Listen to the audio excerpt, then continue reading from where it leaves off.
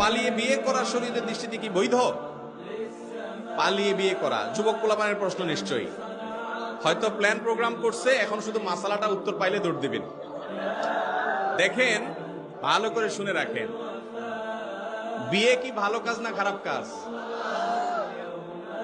খারাপ কাজ? ভালো কাজ। তো ভালো কাজ কি মানুষ চোরের মতো পলায় পলায় করে? চোর চুরি করতে না পলায় করে? আপনি কি চুরি করতে যাচ্ছেন? তাহলে বাঘের বাচ্চার মতো বুক ফুলাইয়া প্রকাশ্যে ঘোষণা দিয়ে করবেন। হাদিসে আসছে আলিনু হাদান নিকাহ, বিবাহকে তোমরা প্রকাশ করো, জানান দিয়ে করো, ঘোষণা দিয়ে করো। এটা লুকায়া করার জিনিস না। যুবক ভাইয়েরা, ঘোষণা দিয়ে তো করতে পারবেন না, কারণ উত্তম মধ্যম পড়বে, বাপ মারা ধুইয়া একা একা সারতেছেন, সেজন্য পালানোর ধান্দা করতেছেন। আমার কথা শুনেন।